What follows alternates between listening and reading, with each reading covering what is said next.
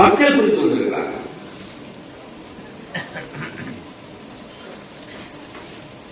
இப்ப 2 கேள்விதான் மக்கள் முஸ்லிம் காங்கிரஸில் கேட்கிறார்கள். ஏன்னா அடிக்கடி இங்க இருக்கிற எங்களுடைய சகோதரர் நம்ம இடையில பேசுறாங்க. ஏன்னா நாங்க ஆசிரியர் சண்டை பிடிச்சோம், ஆசிரியர் கிடைக்கல, எனவே தனியாக கேட்கிறோம். நாங்க இந்த வெற்றிலை சின்னத்தில் எங்களுக்கு தேவையான ஆசிரியர் தொகை கிடைக்கலதாக நாங்க தனியாக போறோம் என்றது ஒரு கதை. அடுத்த கதை, என்ன நடந்தாலும் அவங்க எங்களோட தான் சேர்ந்து ஆட்சி அமைப்பாங்க. எனவே அவங்களுக்கு எங்களுக்கு என்ன வித்தியாசம்? எந்த கதை?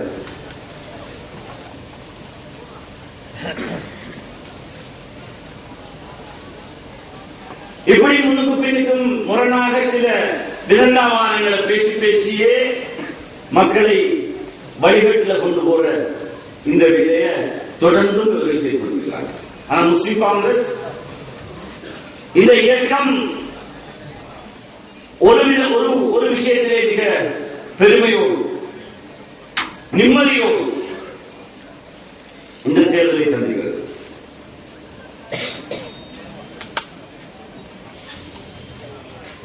எந்த பதவியும் இல்லாமல் கட்சி நடத்தக்கூடிய ஒரே ஒரு முஸ்லிம் இயக்கம் முஸ்லிம் காங்கிரஸ் தான் என்பதுதான் இந்த கட்சிக்கு இருக்கிற மிகப்பெரிய அருகதை என்பதை அவர்கள் புரிந்து கொள்ள வேண்டும்.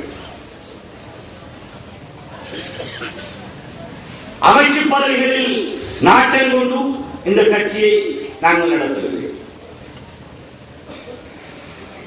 இந்த கட்சி உண்மையை வளர்ந்த ஒரு கட்டம் இருக்குமாக இருந்தால் மறைந்த எங்களுடைய தலைவர் மர்ஹூம் எம்எச்எம் அஷ்ரப் அவர்கள் 89 94 ஆண்டு வரை பாராளுமன்றத்தில் எதிர்கட்சியிலே இருந்து ஆட்சிய உரைகளினால் தான் இந்த கட்சி வளர்ந்தது.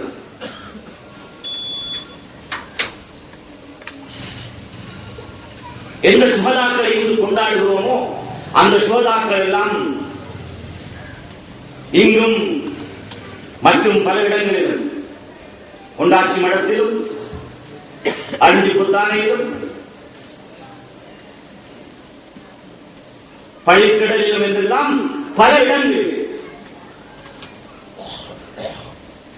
பலியுண்ட அந்த கால கட்டத்திலே முஸ்லிம் காங்கிரஸ் எதிர்கட்சியிலே இருந்து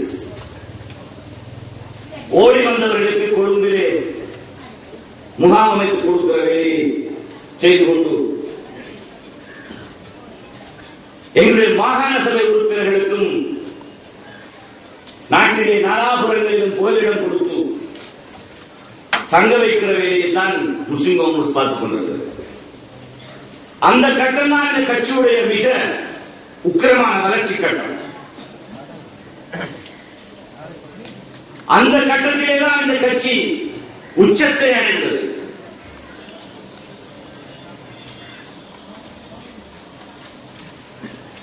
ஆனால் ஆட்சி பொறுப்பில் அமைச்சரவையில் இருந்து அபிவிருத்தியும் உரிமையும் என்கிற விஷயத்தையும் தலைவர் அவர்கள் அடுத்த 6 வருடங்கள் நடத்தி காட்டினாலும் அந்த 6 வருடங்களுக்குள்ளாக இந்த மண்ணிலே இருந்து நடந்த துரோகத்தனங்கள், அதனால் அவர் பட்ட அவஸ்தை,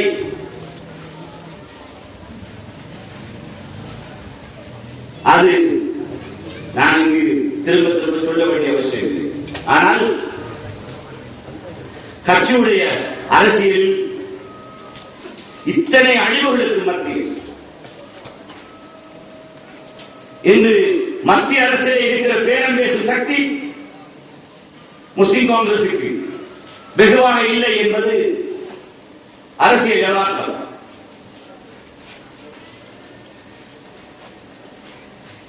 நாங்கள் ஆட்சியிலே இணைந்திருக்கிறோம். ஆனால் எங்களால் எங்களுடைய ஆசனங்களினால் இந்த ஆட்சியை எந்த விதத்தில்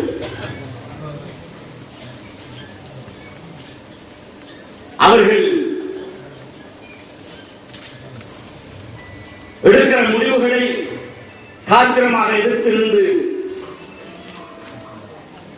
வைராக்கியமாக போராடுவதற்கான திராணி போதவில்லை என்பது ஆசன ரீதியாக எங்களுக்கு இருக்கிற அவஸ்தை. ஆனால் இந்த கிழக்கு மாகாண தேர்தலின் ஒரே ஒரு முக்கியத்துவம் பிராந்திய ரீதியாக எங்களுடைய சக்தியை மிக தெளிவாக திட்டவட்டமாக இந்த அரசுக்கும் சர்வதேசத்துக்கும் தமிழ் தேசியத்துக்கும் காட்டுவதற்கான மிகப்பெரிய ஒரு சந்தர்ப்பம் இது தவறவிடக்கூடாது என்பது இன்று அரசியல் அனைத்துவடி தெரிந்த எல்லோருக்கும் தெரிகிற விஷயம்.